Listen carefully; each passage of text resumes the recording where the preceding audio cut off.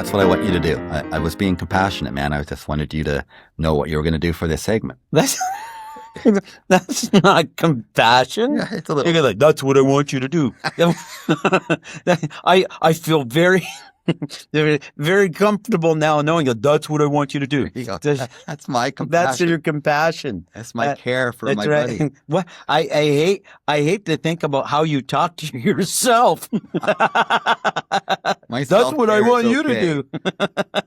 We're on, listeners. Here we are. We have another video episode for those that are watching on video. And then, of course, we have our usual podcast streaming on all the places that you catch after the bell. And this is episode 54. Wow. 54. Season 2. Oh. 24. Yeah. 10 points for Yes! Well Woo! done. Yes. All right. Yeah. So we're humming along here. And you're humming along. You've been working more lately. I got called in a lot this week. And one of the things I was called in and to a grade 4 or 5 class. Okay. And then today is our podcasting day. So I treat our podcasting day like a job. Yeah, it is a job. It is a job, right? We have 16,000 views of one of our TikTok videos. I know. 16. It's gone minor viral, semi-viral. Semi-viral, minor viral. But it's doing well, and we're doing well. And yes. So this is our job on Wednesday. I know. Well, and it's great. And almost every other day, it seems, right? It's taken over our lives. Yes, it has. But anyways, being in the school, and because I was coming in here for today, I had to make up a day plan. Oh. I haven't done one of those in a year and a half ago. I was starting to sweat it out. Wow. And I had to do a day plan for the TOC who was coming in today. Okay, that was kind of you. And so I was kind of exhausted by the end of that. It was like probably 5 o'clock and you were still there, right? I know, and they don't give overtime. No. They used to, didn't they? No, I don't think they ever did. Okay. Right. Yeah. Okay. So. Well. Well done. You were exhausted. So. Yeah, I was exhausted. Did all the photocopying, got everything organized. And so the teacher who walked into the classroom this morning was going like, "Oh, wow, thank you, Mr. Hunt." So you walked out of there exhausted. Did you have time for yourself? A little self-care, a little compassion for Roy Hunt, rather than thinking about the next day for the class? Well, I was initially no. Yeah. I felt like I needed a drink more than I needed anything else. It's not always the best way to to self-care. But for sure. I did get home and I did a little bit of exercise. I have an exercise routine that I do, and so I did that, and I felt very relaxed from that point. So the exhaustion went away, and I did think about, in a sense, maybe saying to myself, "Oh, that was a really nice thing you did for that person. How do you?" And then I said, "You're a nice person." So that was kind of that self-care or that self-compassion. I'm like, good enough. I'm feeling good. I am good enough. Yes. Well, you'll be happy to know I got a little self-care for you today, because we don't have to come up with the whole episode ourselves today. We have another field trip. We've had lots lately, and we're going on another field trip. All right. We're going to have an author. That's right. Who are we going to have? Tell us. We are going to have Lisa Baylis today. Nice. And Lisa Baylis is the author of Self-Compassion for Educators. So this is something that I'm really interested in. And I know we both have read her book. Yeah, and it's part of what we try to do in this podcast. So to have Lisa on, it's just fantastic. Mm-hmm. I can't wait. And a lot of you listening to this will hopefully hear this on the Monday. Yes. And on the Friday, you're actually having a professional development conference with Lisa as the keynote speaker, and to talk about her book and to do workshops. And many of you in North Vancouver particularly have done a book club. Yes. Where you've looked at her book and dived into it deeply. So this, I think, will complement that. So let's go on that field trip. Yes. Today we're talking with Lisa Baylis, educator, counselor, and author of Self-Compassion for Educators. Lisa has spent years helping teachers bring more calm, mindfulness, and kindness into their busy lives. And her work is all about making well-being feel doable, not overwhelming. We're going to talk about what self-compassion really looks like in a school setting, why it's so hard for educators to give themselves the same care they give others, and the small practices that we can make that make a big difference. Yeah. Lisa, I'm so happy that you're here with us, and we have this opportunity. So welcome. Welcome to After the Bell. We really appreciate it. We're very excited about this. I'm really excited to be here on After the Bell and to be with both you, Martin and Roy. Thanks for inviting me. And you're very welcome. Let's have fun. Let's have a great conversation. And that's what it's all about. And part of the fun, we always start with ABC 1, 2, 3. It's just sort of, do you ever watch Stephen Colbert? He does the questionnaire where he has a guest come on. It's the first thing that pops in your mind. No right or wrong. It just allows us to get to know you a little bit. Yes, this is our version. Okay. So ABC 1, 2, 3. The answer is always coffee. That's right. Yes. Well, actually, I was thinking of having one of those for you, and you're like, oh, it's obvious. It's coffee. Yeah. Okay. Okay. ABC with Roy first. ABC. A, guided meditation or silent meditation? Silent meditation for me. Okay. Nice. Okay. B, mountain retreat or beach getaway? Always beach getaway. Yeah. Yeah, I think so. Okay. C, early bird or night owl? Early bird. You're a night owl. I'm a night owl. Yeah. I'm more of an... And that's changed for me in the last few years, where I would have always said I was a night owl. Lately, life has been giving me opportunities to arise early. And man, that feels fantastic. Yeah. Best part of the day. So 1, 2, 3. So number 1, do you have a favorite book as a child that you really think about and go to in your mind sometimes, or reread even? One that stands out? Well, The Velveteen Rabbit, when I go really as a child, is one of those, and I still quote it to this day. I do. Yeah. Just that, what does it mean to be real, right? That. Yeah. Oh, Wonderful. That's a favorite. Nice, nice. Number 2, do you have a favorite teacher from your childhood that you would like to share with us? Someone who stands out. You know, as an educator, you kind of have to examine this.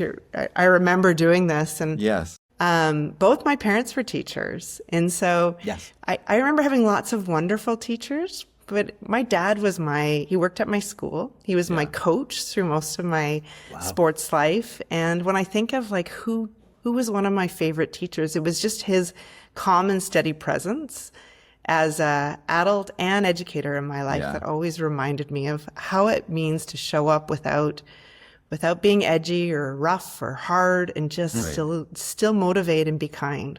Yeah. Yeah. And I know you, in the book, you say both your parents were teachers, and you kind of shied away from becoming a teacher at first, which I think a lot of children of teachers nowadays especially do that at first, because they know, unlike the general public, they know what the job is like, right? Yeah, I was there's no way I was going into education. Yeah. It was not what I wanted to do. I watched how hard it was for them.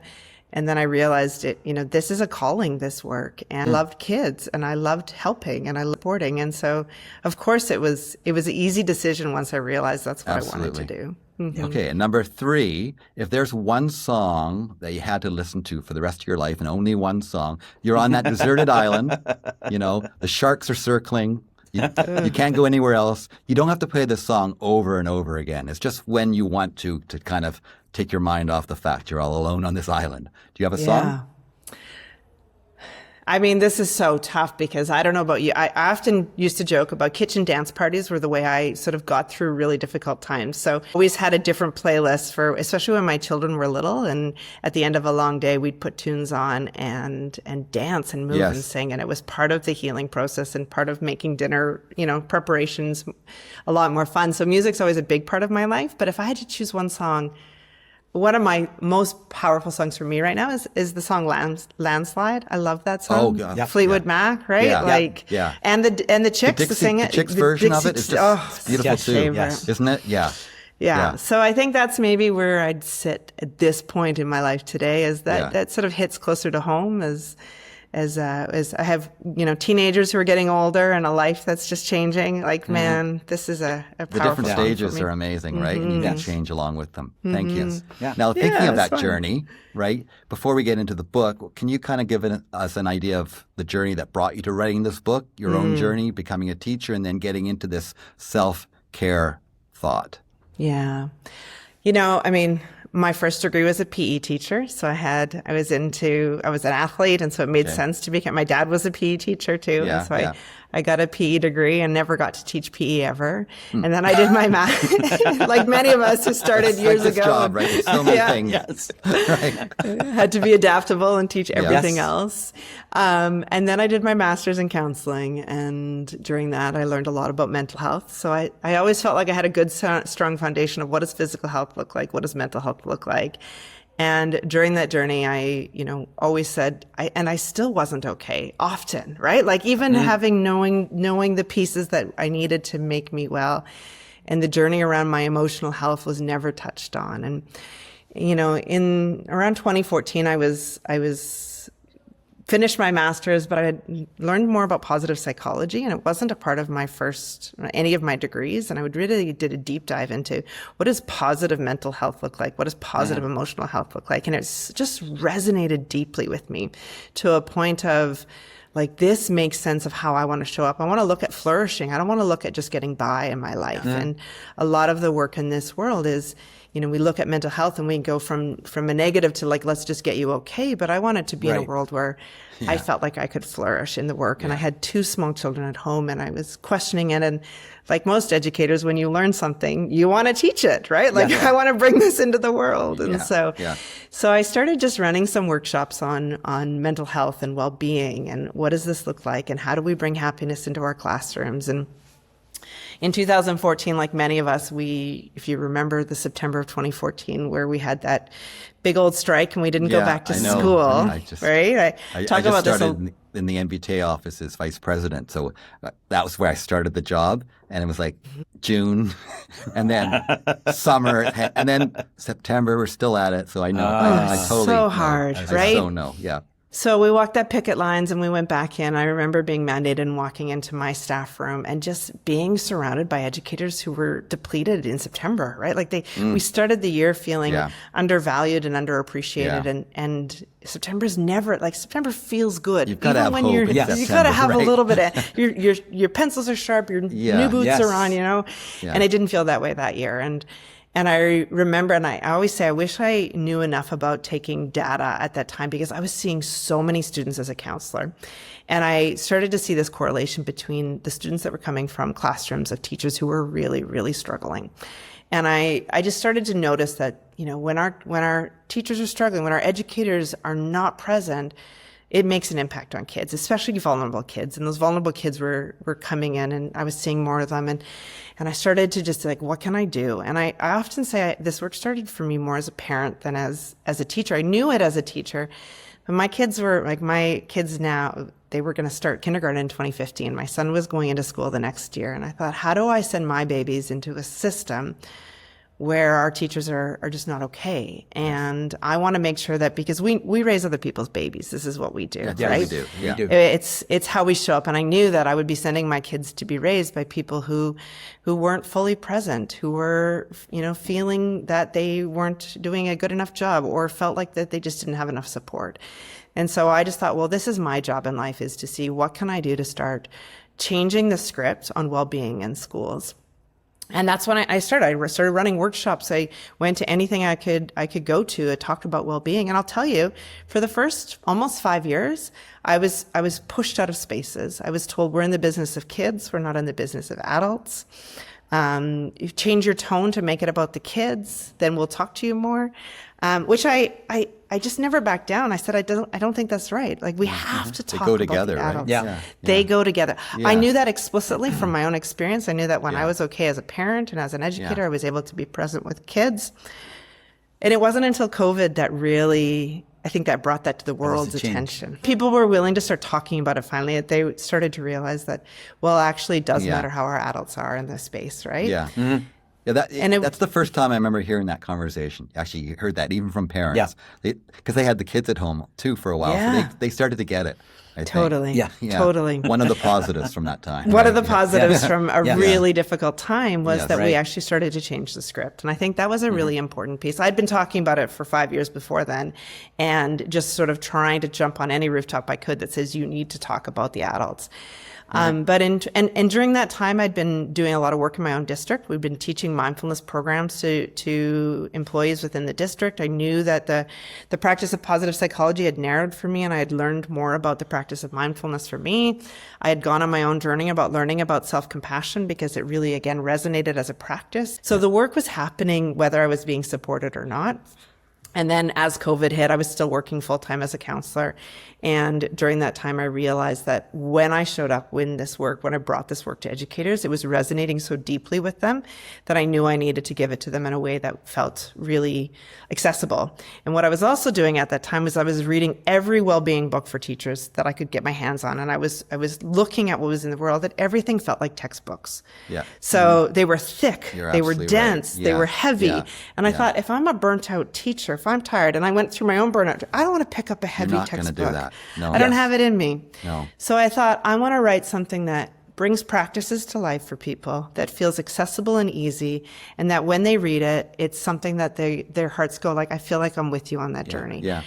So that's what I did. I got down to work, and during COVID, I wrote a book that said, here's what resonated for me. This is how it helped me go through my own burnout journey, my own struggle as a new mom with little ones and working full time, and trying to stay in the work and the heaviness that comes with it. And my experience of teaching mindful self-compassion was really helpful, and knowing the practices and the program that came from that. And the other thing that I really appreciated is mindfulness and self-compassion had empirical research behind them. So there was one thing that I could claim, that this wasn't just woo-woo, that there was data that showed that when we actually did this work, it helped us in so many different ways to be able to continue to be in this work without fully get to burnout. So I think that's kind of the journey that got me there. Yeah. Yeah, thank you.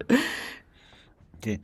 And one of the things I really liked about your book was you had practice pages, and from those practice pages, then you would also do some reflections, so, some journaling, and then a call to action. So it wasn't just do this or a direction. There was a series of things that could be done. And anyways, that really resonated with me. Thanks, Roy. Well, I mean, we're educators, right? We also know that, we don't learn from just reading one thing, and we don't learn from just doing what, the process of learning is reading, understanding, listening, reflecting, going back, sharing, teaching. So what I did is I brought my own educational experience into what's going to help me understand this. Well, I know that when I try something once, I have to try it, and then I have to try it again and reflect on it. Yeah. And, and then I usually have to try it again and again. But then what helps me really understand something is to talk about it with someone or to teach it again. And as most of us as educators know, you do one, you see one, you teach one, and this is how we actually make this work not just something that's up here, but it's an embodied experience. And my hope was with the setup in that book was that we move it from just a knowing to a full embodied experience. Yeah. And I find you talk about how we go to the class and we give so much, and it's this emotional burden. We give. And it's kind of a two-sided coin, because part of having a class that's filled with joyful kids, no matter how hard it is, they give so much back, right? I think of a time in my life around 2012, I was going through some really challenging personal times. And I didn't actually get to deal with those things because I was in the class. But on the other hand, I was so glad I was in the class because it got me through the day where I didn't have to dwell on it. So it's just finding that balance where you do get so much from the kids, but it's emotionally exhausting. And then you come home and you realize, I haven't really done anything for myself. Yes. Yeah. Well, I think this is the key to self-compassion, is that, the practice of self-compassion is the permission. Compassion by definition is I notice suffering and I have an actionable or a desire to alleviate it. And so, there's a recognizing and then a doing piece when struggle occurs. So when you're going through something that's hard, there's this underlying level of it's hard and I'm still okay. I have that, joy and grief can exist in the same container. And I think we forget this a lot as educators. We think that if it's bad, it's only bad. Or I'm going to compartmentalize these and I'm only going to see the joy now and then I'm going to see the bad later. But this is not how we work as humans. It all exists at the same time. And sometimes, you're right. And it's messy and complicated. Right? It's messy and complicated. This is who we are as humans. Yeah. And sometimes we need to sort of turn down the messy to be present with our students because we don't want to show up as messy humans all the time because that's not safe for them. But then we also need to be able to allow the joy in because kids do bring us a lot of joy. If you're going into this because you love kids, then you also get to see the messiness that they bring. And that's so fun, right? Right? Yeah. Yeah. So we hold it all, right, in that container. We do. So do you think that inner critic that we all have prevents us from really being able to savor those joyful moments in the classroom? That's such a good question. As educators especially, and I've noticed this the more I've worked with educators. I have the privilege now in my work. I've stepped out of the classroom in the last couple of years, and I get to teach this work globally. So I work for the Center for Mindful Self-Compassion, which I get to teach self-compassion around the world. And when I get to work with educators specifically, I really see how many of us tend to hear our inner critic a little louder. Like we tend to do that. And I think it's because raging in there sometimes. Right? It is. For many of us, it's raging in there. Yeah. But we're also in a profession where we're trained to look for things that are going wrong so we can improve them. We're trained to look for things that are different. And we've come often, for many of us, from a generation where criticism was the foundation. Yes. And we believe that criticism is the foundation for motivation. Where in fact, the more we see the research come out of self-compassion, we see that kindness is a much stronger foundation than criticism. It's just so much stronger. And I often remind people this, like you asked me who is my favorite teacher, and my answer is my dad because he was so kind. I had other teachers who helped me a lot, but some of them were really critical, and that didn't actually, it's not who I remember, right? So how do we learn about this? One of the biggest pieces of our inner critic is actually first to just become mindful of it, to start being aware of it. I often tell the story of, when I first started practicing self-compassion, my daughter, her name is Gracie, she's 14 now, but when she was 6 or 7, she was, I remember putting her to bed one night, I think she was in kindergarten or grade 1, she was having a tough day as little ones do, right? And she was talking about how, things were hard and, friends didn't like. I don't remember the whole scenario. I just remember her poor little sad body having a hard day. And I sat beside her and I held her and I gave her a hug. And you can even hear my tone. My voice was caring and loving and she softened and she went to bed and I was filled with joy because compassion is a loving response. It's a loving part of our brain. Yeah. And it was easy. And I left her and she fell asleep and I walked into my office and I opened the slides for a presentation the next day. I was like, oh, who do I think I am? This is totally crap. Like, I can't believe anyone's going to listen to me. And my inner critic was raging. Yes. Like raging within moments of listening to my compassionate voice. And I often share this story because it was, I think, at that moment where I went like, whoa, listen, I can hear it. And for most of us, we're just not paying attention to how much we criticize ourselves. So it was in that moment where I sort of said to myself, would I say what I'm saying out loud to my daughter? Would I say what I'm saying out loud to any other human in the world? Would I say this out loud to my students, to my partner, to my friends? And I mean, just looking at your faces, both of you, no, of course, right? We would never say the things that we say to ourselves. And so what I did is I made a conscious, intentional effort to, when that inner critic gets loud, I just kind of go like, girl, really? This voice now? Yeah, right? What? Do we want to listen to this? Is this helping me? Is it serving me? And my goal in life is to continue to turn down the dial of my inner critic and turn up my compassionate voice, because that exists too. We all also have it. And as much as we often hear inner critics as educators, we're also very, very gifted to have compassionate voices, because this is the voice you bring to your classroom. This is the voice you bring to your students. And we just need to remember that that voice is also the one we can meet ourselves with. And it's much more motivating, much more supportive, and much more enticing in supporting our lives. And so it's a real conscious effort and intention in changing that. And you talk about those connections we make with our students as being the single most important thing we can do in the book. And I really think it is part of your own self-care, is making those connections first, because as you also say, you could have the most amazing teacher, and we've had these great teachers, but they didn't make connections with their students. And those students, they're not going to learn in that situation. Doesn't matter how they might be bang on, the curriculum might be so amazing, but they need to walk in that door and feel it's a place where that teacher cares about them and they've made connections. And Roy and I, hopefully, we think we've done that in our career. And we know that that's to me the foundation you start with. But it also gives so much back to your self-care when you create that kind of environment, right? It's when you're in the classroom and you're laying that foundation of respect and laying that foundation of I feel I understand you. And then when the classroom is humming along and there's this sense, oftentimes I've had other educators come in my classroom and actually say, it feels really good in here. Like there's an energy in the classroom that resonates with people when they go in, that there's a feeling of calm, or there's a feeling of almost a feeling of joy.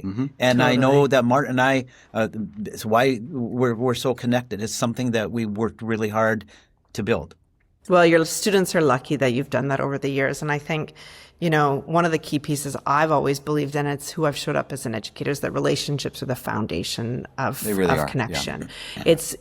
And one of the hardest parts for us as educators is when we are not well, it's really hard to build relationships. When we are not present, it's really hard to be able to create that space, or it comes at a cost of our energy at some point. And so, and as you both said, it is that relationship that actually helps us over the long. I'm the same. I could not run a classroom if I didn't know my students. No. To me, I want them to belong in the space that they're coming into. I want them to learn that they're valuable in the space that they're coming into, and I want them to know that I see them. That they are humans, and they're not just little adults. They're people who are progressing and learning and understanding. And my job is to do that. Right? Is to do that with them. And so. And I think also relationship is again, that foundation of creating a well space for everybody. And then it becomes modeled as educators. Like when we can do that, we can also then model that for our students. Now teachers who often are overwhelmed and they're stretched thin, do you find there's certain misconceptions they have about self-care? That when they hear the words, they just they go, well, that's not for me, or I can't do that. Take some time off and come back. Right. Totally. Well, I mean, I always say self-care is things we do off the job, right? This is not something we do on the job. And self-care it becomes also one more thing that people have to do. And when you just said, like, they're overwhelmed, they have no space, it becomes like, how do I have time? Or I know this, but I can't do it. So levels of guilt and shame often show up with self-care, because it's touted as the answer to burnout. But you can't self-care yourself out of a difficult moment in the class. Like I always talk about, little Johnny throws a chair across the classroom and you're like, oh my gosh, this is overwhelming. You can't be like, I'm going to go self-care my way out of this. I'm going to go get a massage right now. And so true. This is not how we show up. And so we continue to hold it. I often talk about the difference between self-care and self-compassion. Self-compassion, as I said, is the ability to meet oneself when it's hard with care, or how to meet ourselves the way we would treat a friend. And this is not something we have to do more of. It's really an intentional kindness that we just act. So again, when little Johnny throws a chair across the room, we might just be like, whew, this is super hard right now. I'm just going to take a deep breath, because I know I'm not alone. Other people would be freaking out too, but I need to be present here. And what am I going to do to just sort of give myself a moment and then stay here, and then I'll debrief this later. That's compassion. That's meeting ourselves just in a moment with a little bit of steadiness. And then we do self-care later. Self-care becomes often, behavioral self-compassion. It's the act of showing up, doing. That's self-care. I go to the gym at 6 a.m. because I know it's good for my body. You asked me if I'm an early bird. I would never have told you that, but I've learned that if I show up and I work out, I'm going to be a better human for the rest of the day. Feel better for it, right? The quintessential question of self-compassion is, what do I need? Or what do I need right now? So generally, we can answer that question at any moment. Sometimes it's, I just need a deep breath and I need to continue on with where I am. And sometimes it's, I need to actually care for myself in a way that's going to support. So maybe I do need to take a day or two off. I need to step back. Or maybe I need to go for a walk in the trees because that's how I calm my nervous system, right? One of the things we don't ask ourselves as educators is that question ever. We say, what do you need? How can I help? Where am I showing up? And we've forgotten that really powerful question. What do I need in this moment so I'm okay, so I can show up for the next best moment? Mm-hmm. And I think going through that on your own, then you can end up teaching it. But if you haven't experienced that, then how do you teach it? Sort of a walking I love walking meditation. I've read some Joe Dispenza about walking meditation. Yeah. There are Buddhist monks in the United States right now doing a walking meditation for healing. For peace. Those kinds of things are really important. Forest bathing, walking in the forest by yourself or walking with someone else. Those are all those things about that self-compassion. Totally. Then you collect your resources, right? Yeah. You collect your resources and then you can share those resources with others. And I think the important thing there too, Roy, is, I love a 40-minute, 45-minute walk in the trees. I can't do that in the middle of my busy day. Yes. No. I can collect myself as I walk to the photocopier machine. I can take 3 deep breaths and I can still access Breathing. that. Yep. And so one of the most powerful practices of self-compassion is just the intention to access it when it's full.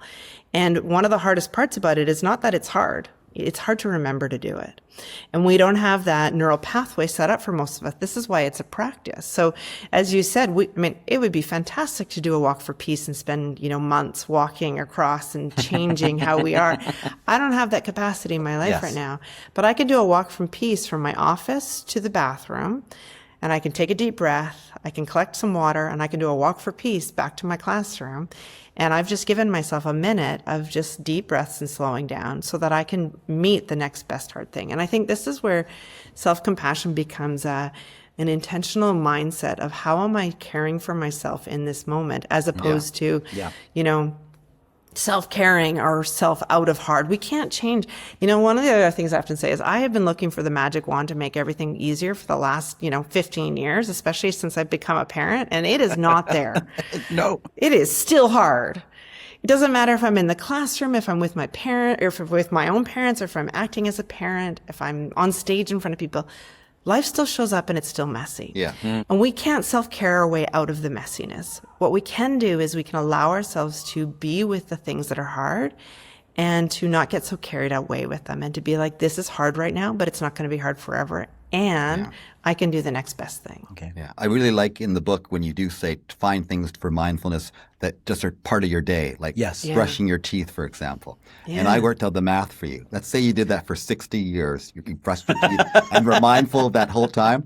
It actually comes to an extra 60 days of mindfulness. Right. Were you a math teacher, Martin? I just love math. But I saw that in there. I go, what would that be for a lifetime? So 60, so these little things, buy the photocopier, these little moments, those are the time to maybe not go on a long walk because you can't fit that in, but you could fit it in at other times. Yeah. Research actually says right now 12 minutes is the magic everyone could do a day. So if you can find 12 minutes in your day, the Dalai Lama once said, if you can't find a minute to meditate, you should probably find 30, right? Like this is how it, and I think what changed for me when I first started meditating, I was like, I am a mover and a shaker. Mindfulness scared me, to be really honest.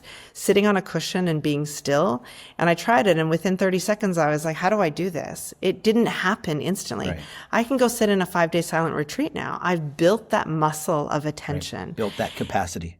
Built that capacity. So it happens because we take those intentional short moments it's really neural pathway work. We're really retraining our brain to then know that it's okay to slow down. And I think one of the most important things for educators, we tend to work in a fast pace, go quickly, by the bell, don't stop, don't take breaks, do more.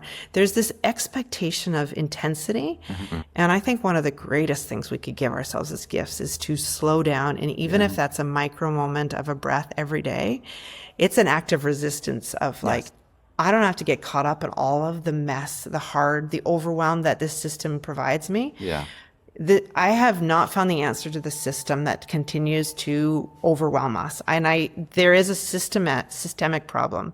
But what I do is when I show up and be like, yeah, well, damn you, system, I'm going to take a breath for me right now. Yeah. It's like a powerful, like, I'm okay, even though this is hard. Yeah. And that's so important because you can't change the system instantly, right? That's going to take systemic change, all of us collectively. But you can change how your day goes, right? You have control over some of that anyway. Massively. And we are the system. And this is what people forget. We are the system. So if we collectively all change, the system will start to move around us. And this is the piece that we're not doing enough of. And so that's why I believe self-compassion can be one of those foundational life-changing moments that can start to create the changes in our system. In your book, you shared a personal experience about teaching and having a difficult parent and then going to the staff room. And I want to bring that up because the thing about the staff room as a social place, as a place for teachers to meet, I think many schools have lost that. You don't see them in there anymore. You don't see teachers. No. I work as a TTOC, a substitute teacher. Even though I'm retired, I love that experience. I love going into the classroom. But there have been times when I've taken my lunch and gone to a staff room and no one's there. And that's different from my experience, from the lens that I have of the staff room when I started my career. How is that staff room and that connection with staff members, how is that important to our well-being? And I just want to honor, I've worked in staffs where I've taken my lunch and gone to my own room or my own office because it just there's not a connection. And I had the privilege in my last staff to have a culture that was created around connection. Like this was the foundation of what people worked really hard at. We worked really hard to create that connection because we knew how much it was necessary. And I think it's lost because we tend to isolate ourselves because isolating is easier for many of us when things get hard because we don't want to collectively share because there's a vulnerability that comes with, I'm not okay, or this is a hard moment. I think when you said that I distinctly remember this parent shaming me, like just that feeling of like, I was trying to do my best and they just made me feel like a terrible moment as an educator. And we all have those. And I think we don't talk about them enough, right? Yeah. And I was so lucky to go into my staff room at that day to talk to an educator who kind of gruff, didn't talk to him very often. And I sort of shared what happened. He just looked at me and said, you are not the first person that this family has done this to. And you do not have to trust what they say and you're going to be okay. And I just remember my shoulders dropping and probably got a little teary, but it was like, oh, thank you for reminding me that this is not all on me. And for many of us, this culture has not been built as a system in our schools. I talk about culture being one of the 7 C's in my book as it being a foundational place, but it takes all those other things, the courage, the curiosity, the care. We kind of have to have those other things to build or enough people who've done that work that you create a culture that feels safe, that you can have a space of vulnerability, and then that reminder of that common humanity, that we're not alone, that we're in this together. Yeah. And my goodness, that becomes a powerful stuff. It was probably my favorite stuff I ever worked on because of that community that was built. It's so important to make those connections with other staff members because the thing about teaching, even though you're surrounded by 25, 30 students, it's a very lonely job, right? Very it really is. And unless you have an EA, then there's other people that you can connect with. But if you don't, it's so hard. And so you need to go to another adult in the building and share moments like that just to help you through it. Yes. Yeah. Yeah. And I think again, we work in silos. And especially when you get into different, subjects too, then you're like in high schools where you're working with, I don't talk to the science teachers. I'm in English. There's just so much differences. And we often highlight our differences rather than looking at how we all are connected. And, it really does take a courageous couple of people who say, we need to create this culture together and we need to have spaces or leaders or school leaders or teacher leaders in schools that say, come on, it's okay for things to be hard. It's okay that we talk about it.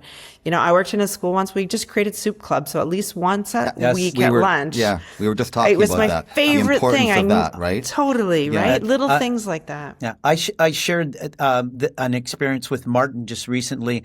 As a TTOC, I was in a school I had my lunch and I tried to organize the rest of my afternoon. I was sitting at my computer and there was a knock on the door, and one of the teachers said, "Oh, today's soup day, and I don't know if you want to join us, but you're more than welcome to come and have a bowl of soup and then come back." But that offering was made to me, and I went into the staff room, and it was bustling with activity. And I walked into that room. I could feel the energy. I felt the energy very welcoming. I felt the soup was very welcoming, and just the soup, the feeling, and all that. Yeah, that was a moment of mindfulness. That was a moment of a sensory experience. The sounds, the smell of the soup, and the feeling, all of those things. And I had my own lunch, but that bowl of soup was nourishing more than just the food. It was nourishing for my soul for that day. Yeah. And it was very easy. It could have been very easily the person just walked by the hall and walked away and didn't invite me. So that I felt love invited. that, because I think this is also a reminder for all of us of, because it's hard, we tend to go insular. We tend to go, and sometimes we need to pick our heads up. And, as much as I say we need to ask ourselves, what do I need? But sometimes we need to ask each other, what do you need? Yes. And not be afraid to lean on each other. Roy, what you just talked about is a feeling of belonging. Even in a school where you don't teach at all on a regular basis, you can walk into a staff room as a TTOC, as an outsider, and be nourished by a bowl of soup in a community that's saying, here, you belong here, come on in. And my guess is you were a different human for the rest of that afternoon. And when you showed up with kids, all of a sudden you were more present, you were feeling more connected, you felt like you belonged, and it was easier to get through your day, even when things went sideways. Yeah. Yes. A few years ago, I did a workshop when I was in the MBTA office with Wade Repta. He wrote The Well Teacher, and his line was always, our amygdala kicks in, and we always jump to like 10 is, because we're in Africa. Being chased by a lion. Chasing lions, yep. But so often we jump to that level. So how do we get teachers to realize you're not being chased by a lion? Because I find a lot of us jump to that right away. Totally. Right? Yes. It was my favorite line with kids when they used to come into my counseling office afraid to write a math test. And I was like, your brain doesn't know the difference between this math test and a bear chasing you. Yes. Right? Like this is the automatic response of stress. And we have created an ongoing stress response in our brain. So we actually don't take our stress response down into de-stress enough. No. Right? Like we stay in our brains are supposed to do this. They're supposed to have a stress response. We're supposed to come out of it. And this is a normal response. And our society today is stress. So we stay here all the time. So every time something comes up that's hard, our brain just naturally and automatically goes to that stress response, including criticizing ourselves. So believe it or not, the minute we criticize ourselves, when that practice comes up as we doesn't know the difference between you criticizing yourself or someone else or a lion chasing you, you stay in stress response. Right, you do. Truly. Yeah. Right. So then, the answer is mindfulness, to be honest. Like that's the answer is paying attention and just giving yourself, and it doesn't have to be, this coming out of it doesn't have to be take half an hour. It can be 30 seconds, hand on your heart, catch your breath, being like, I'm okay. This is not a lion chasing me. It is just a teenager who's being miserable in front of me, right? Or a 5-year-old in tears. And those moments are hard, but I am capable of dealing with this. Yeah. So could you continue on that line? How does a teacher teach the self-compassion in a classroom? Yeah. Well, here's what I'll say is don't model it. Like the most important thing is, unless you've gone through some explicit training on how to understand self-compassion for yourself, the most powerful way to bring it into the world is to model it. Because kids smell authenticity, right? They know, they know whether you're telling the truth. The yes detector is very strong. I used to laugh. Right? I would, so true. They're totally. I walked into teachers teaching mindfulness who would put a CD on and then go do their attendance while the kids did the meditation. Yeah. Yes. The thing that is they're never going to understand that unless you are authentic in your own practice. Yes. So if we really want to teach kids what self-compassion looks like, I have 2 teenagers. I don't explicitly teach mindfulness or self-compassion to them ever. They joke. They're like, Mom's meditating again. I was like, you've never seen me do that. That's not how I meditate. But the language that they come out of themselves when they're stressful, I notice how they know how to regulate their bodies. I notice they're being kind to themselves because they have heard me model that over and over and over again when things get hard for me in a classroom, in a space as a parent, I'm collecting, I'm staying regulated in my own body. I'm knowing what it's going to take to make sure that I'm okay. And then the best thing to do is say it out loud to kids, right? Like, oh, wow, this is a moment that's really difficult right now. I'm noticing all of us are feeling a little bit stressed.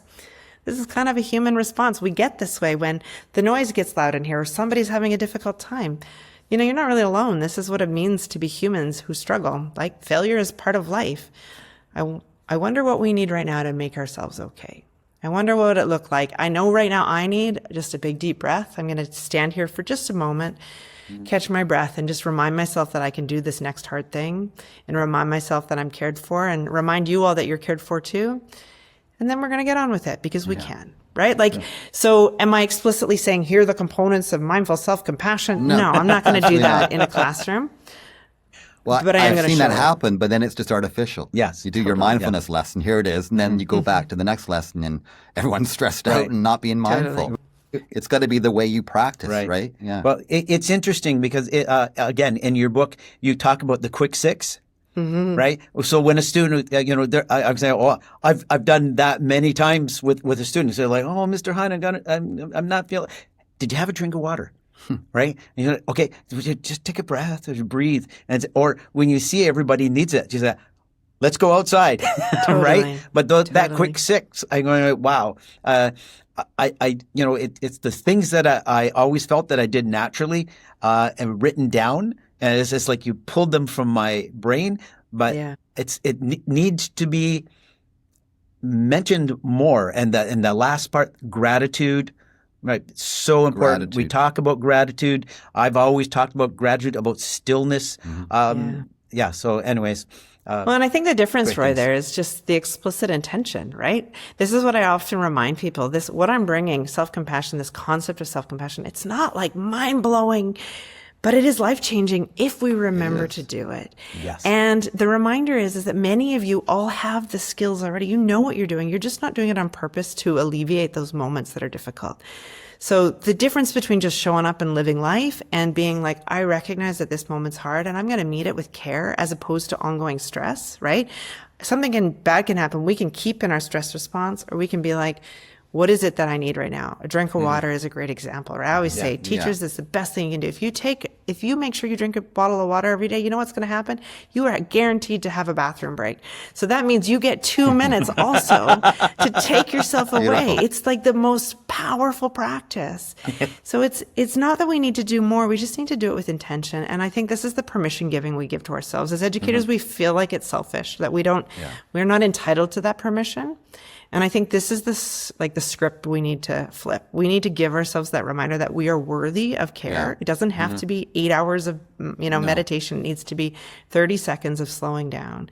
That we are worthy and supported of the care that we give to others is entitled to come back to ourselves. And in fact, if we don't do that, if we don't include ourselves in the circle of compassion, that's where we're going to continue to see more burnout and exhaustion.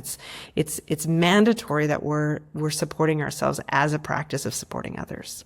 One of the many things I like in your book is that you tell people to learn and recognize those signs in themselves. And you talk about yourself being in a meeting, being overwhelmed, and just saying, I can't sit here any longer. And you went for a hike up a mountain and found these heart-shaped stones, right? Yes. So it's that ability to really just slow down and look at ourselves. We're always go, go, go. But the signs are there. The signs are there. Always. And if you recognize them, because if you don't recognize them, you'll eventually get them. I think you even quote Dumbledore in the book, right? Yes. Right?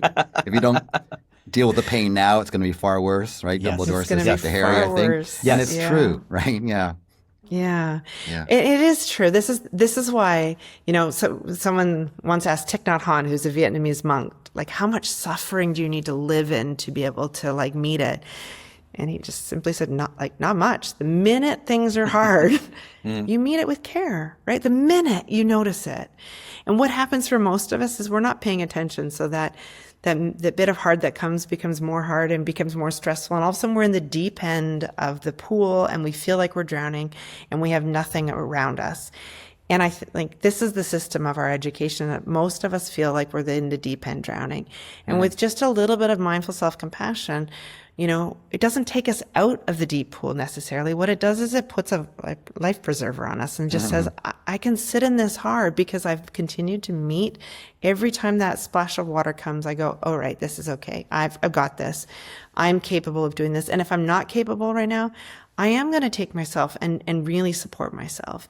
And this is part of a system piece of where we need to recognize, we can't all just take days off all the time or our system's not going to function either, right? Yeah. So, I'm in the middle of a meeting. I actually knew that there was space for me to walk away at that point with, some conversations with people, and then the signs came up. But I'm not encouraging people to walk out of a staff meeting and be like, I'm done, right? Like, this is it. I have to meditate. Lisa Baylis said. You're right. She said, I get to.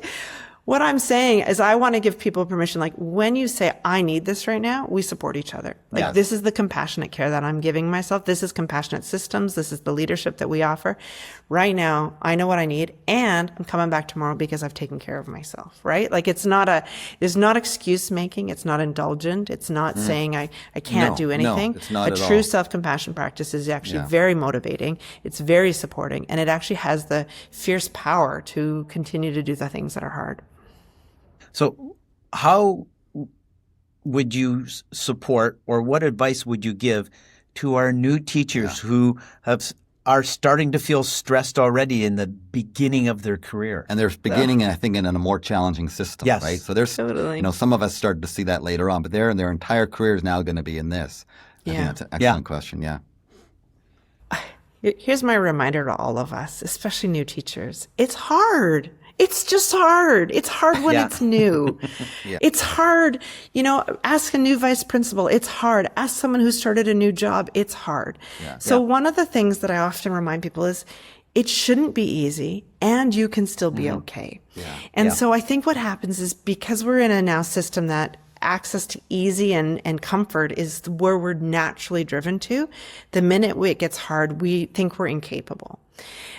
It was hard for me my first 5 years as an educator. I was working really, really, and the system was hard at that point in different ways, right? And so I want to take out of that, like, it's allowed to be hard. I think we need to stop making it easy for people. My kids are often say to me, Mom, why do I have to do this? I'm like, because you have to do hard things, right? It's just hard in life. Some things are just hard in life. So we don't have a magic wand to make things not hard.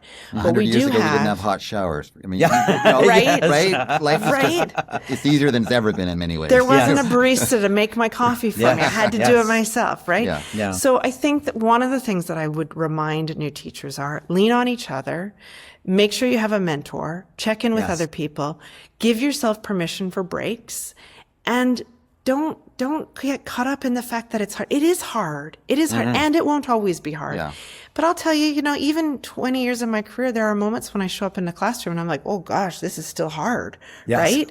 So, like, we can't sugarcoat this. And I think we need to build, this is the building of the resiliency. It's like, if you don't love it, that's different. But look for the good. Find the moments that are fun. Like you said earlier in this interview, like, you love it because you get those connections with kids. Lean in that, and know that you can celebrate those. And it can be hard. Grief and gratitude can sit in the same place, right? Stress and joy can exist at the same time. You can be overwhelmed and overjoyed. And they're allowed to be in the container of who we are as humans.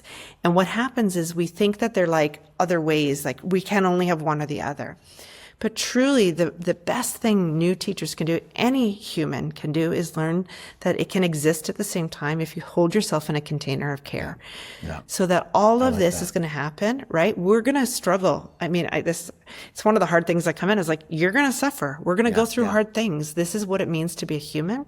When you're a new teacher, you're still navigating what classroom management looks like and how to balance your time if it even exists. And who is this kid swearing at me? Did this actually... Like, we don't expect these things, and then they happen, and then only way we learn is we go through things. And we need to give ourselves permission to go through things and learn and be okay in it. And you will be. They'll be fine. You just have to trust yourself. That's why I think this book is so brilliant, because I do think you say things as they should be said, not just, you don't coddle people, right? You don't hold them by the hand. You're realistic about what it is. And I think we do too much of that sometimes as parents, as teachers, the coddling, right? It doesn't mean you can't make people be self-aware and have self-care, but you also have to be realistic. And I think we've lost that realism, right? Yeah. Well, I often talk about self-compassion comes in two forms. There's a tender form and there's a fierce form, right? Yeah. The tender is sort of this inward part of us that goes, okay, darling, what do I need right now? I often imagine myself wrapped in a comforter, just kind of going like, okay, this is really hard right now. And I'm going to really care for my inner world. But if I stay in my inner tender side, nothing gets done. I got to show up, right? Life happens. And then when I think of fierce, I put my superwoman arms on, right? Like I want to sit up and be like, there's action. We show up, we provide, we motivate ourselves. They both exist. In fact, they exist together. They complement each other. So, we don't want to coddle. Like we have to try, like the world is messy. This is the common humanity component of self-compassion. Is like, we can guarantee that you are imperfect, you are messy, and things will go wrong. And if you think you're different from that, then I'm sorry, you're going to have a really hard time in life. Right? Yeah. Right. Yes. Yeah. And you're also resilient and full of joy and full of love. And, I might tell it like it is, but I also like to think I'm one of the kindest, most caring humans you'll meet. And I'm going to love you up because I know that also this is what it means. And this is what we need in our life, right? Yeah. So I can love you up and also say, get your shit done, right? Like, Absolutely. let's go. No, yes. That is the key. So where does play fit into this? Because you had that, you talked about it in the book. Where does play fit into this, to the sense of well-being, to the sense of self-compassion, play individually or play in a group, especially with your students? Well, remember, self-compassion only exists when suffering exists or stress exists, right? So we practice self-compassion when things are hard. I don't know about you when I'm playing. I'm not practicing self-compassion. I'm full of joy, right? What do you do for play, Roy? Like what do you do for that? Well, I love skiing, cross-country skiing. Yeah. I like to get to the gym. When I'm in a school and I'm doing gym with students, I'm one of the kids in there. I play with them. And the interesting thing is when I'm chasing them around, I like to play this game, especially with the grade 4-5 group called Band-Aid tag, where you chase someone and then they lose an arm and then lose the other arm and then they run around like this.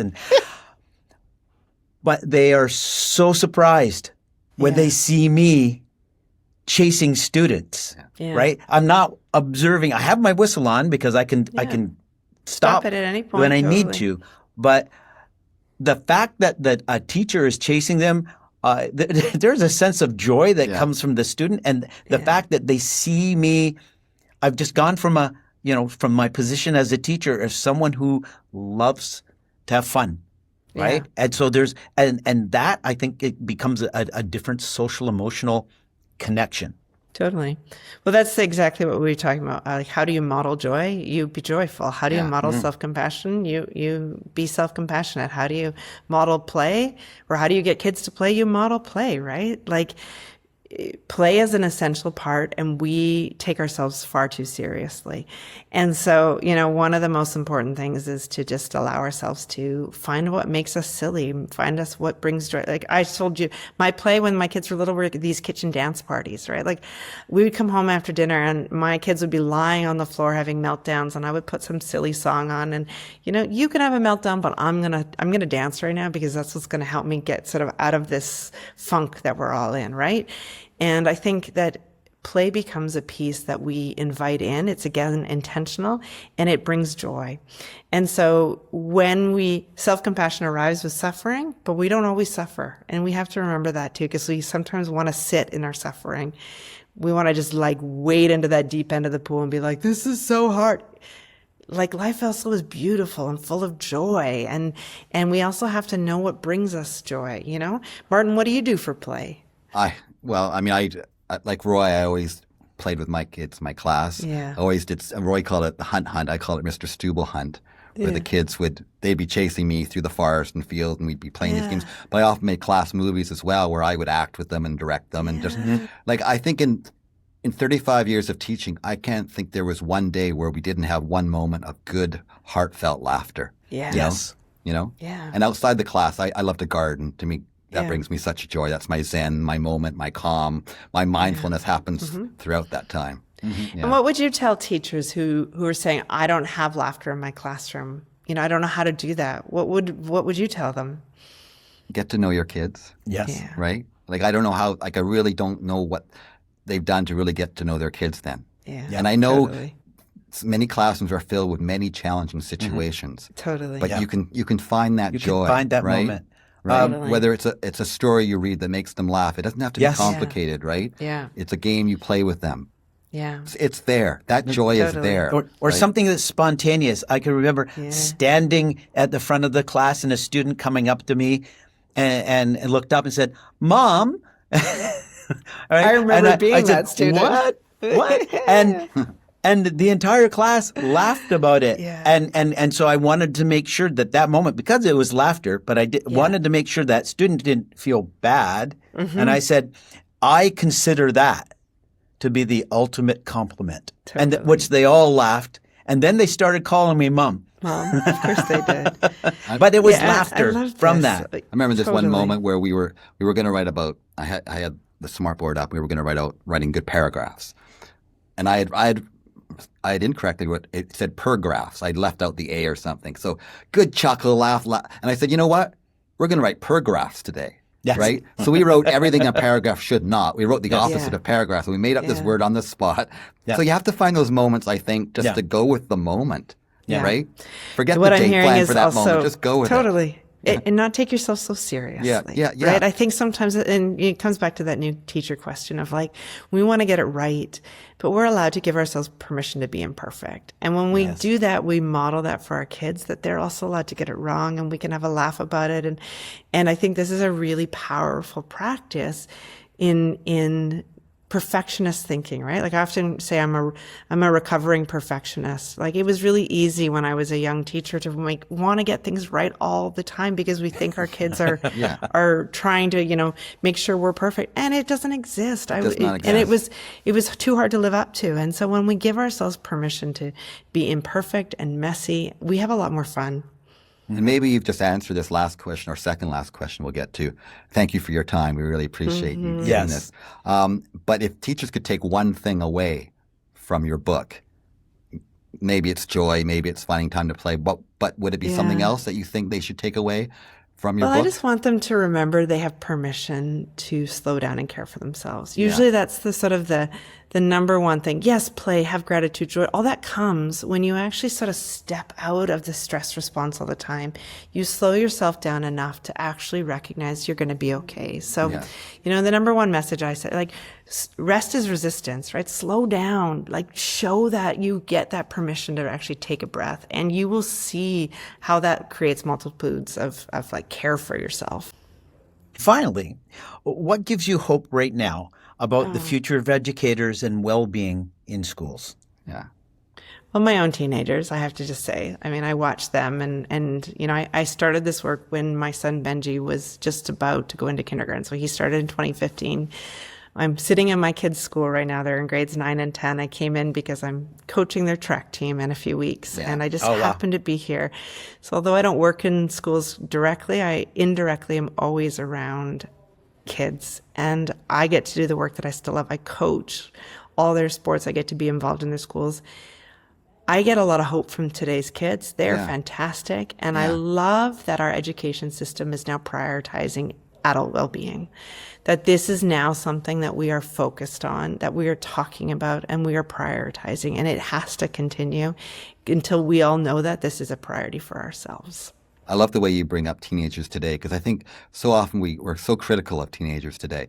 I think they're more amazing than ever. They're fantastic. I mean, I am hopeful for the future because they're the leaders of tomorrow, and I see them just aware, they're diverse, they're accepting, they're including, right? Yeah. And we got things to work on with social media and other things going on, but we can work on that, right? But the core values they have, wow, I see a confidence in them that strong. my generation did not have. Well, and I think that's because we have educators who are starting to model it too. Right? Yeah. And so it comes back to, I am hopeful that we all continue to model this showing care for ourselves and caring for each other. We continue to create spaces of belonging, and we continue to remember that love and kindness are actually a foundational value of humanity. And this is how we need to keep showing up in the world. Well, thank you, Lisa. Thank you so much. This has been an absolute delight talking to you and getting to You're meet you. welcome. Yeah, we wish you all the best, and we'd love to have you on again sometime in the future. You let me know. I'm always happy to come back. And I hope you both come say hi on Friday when I'm in North Van and spending some time with you all. Take care. Yeah, thank you. Yeah.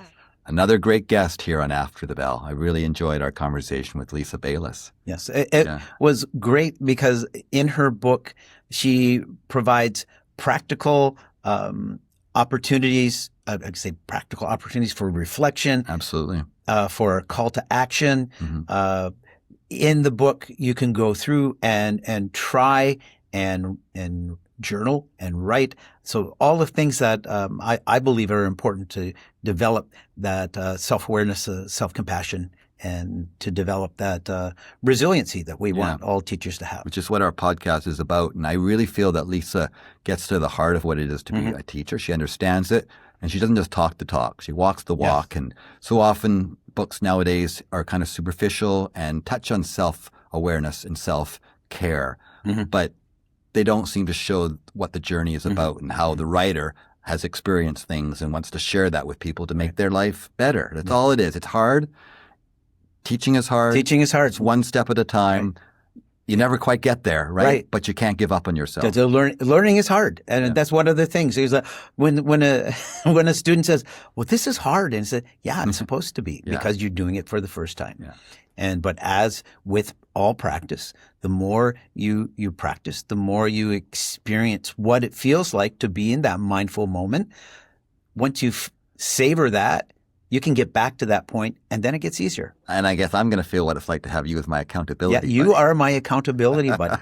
Now, the difficulty with that is I'm a late night person. I'm a night owl, and you're a early to bed person. Yeah. So be prepared for me to check in on you around 1 o'clock in the morning. And just check that I've done what I should do. I won't call, but I will text. Oh, boy. Okay.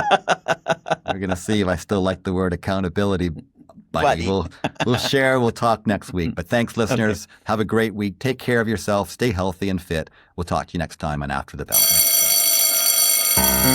Bell.